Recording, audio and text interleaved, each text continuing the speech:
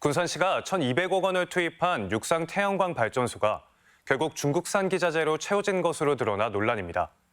지역에 무너진 태양광 산업을 일으키겠다는 말과 달리 중국산 셀이 무분별하게 사용돼 새만금을 점령하고 있어 누구를 위한 사업이냐는 지적입니다. 유룡 기자입니다.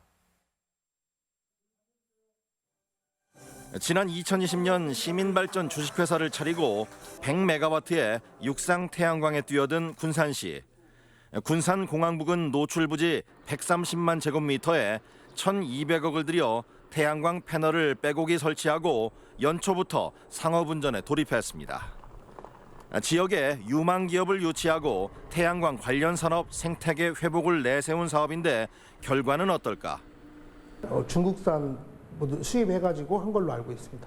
이거는 RPS위원회라고 해서 비용평가위원회에 신고를 해서 거기서 인증을 받는 거거든요. 이거 중국산으로 볼 수밖에 없다. 그래서 저희가 50% 한 걸로 그렇게 인증을 받은 겁니다.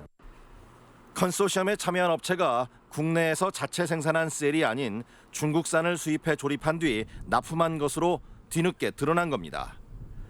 본래 충북에 있던 이 업체는 지난 2020년 김제 자유무역지역 표준공장을 발빠르게 임대해 지역 기업의 조건을 채워 사업에 참여했는데 정작 셀 생산은 포기하고 수입산을 조립하는 업체로 모습을 바꾼 겁니다. 중국 거의 이제 수입을 했었죠.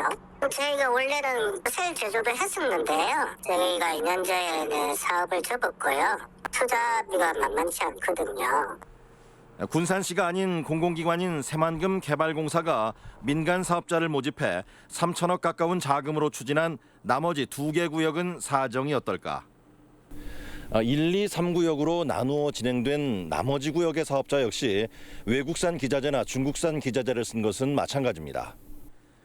국회 국정감사 자료에 따르면 한 개 구역은 90%가 중국산 셀로 확인됐고 다른 구역 역시 중국산 또는 대만산을 들여와 조립한 것으로 밝혀져 수입산이 온통 새만금 육상 태양광을 점령한 겁니다. 거의 90% 정도. 셀 자체는 지금 중국이나 대만 쪽에서 수입을 하는데 회사 자체에서 셀을 만드는 회사가 아니니까 잘라서 재가공을 하거든요. 발전 사업을 통해 OCI와 넥솔론 등 무너진 지역의 태양광 산업 생태계를 복원한다는 계획은 공언에 그쳤고 기술력 있는 기업의 입주는 전무합니다. 패널 관련해서도 사실 투자 하겠다라고 오는 데가 얘기한 데가 있었죠 예전에 초창기에. 그렇지만 그런 데들은 대개 또 사업권만 바라보고 오는 이런 상황이어가지고. 정부는 육상 300메가와트를 필두로 한 새만금 3기가와트의 태양광 사업을 통해 기업 100개 유치, 일자리 10만 개 창출, 경제 효과 25조를 장담했습니다.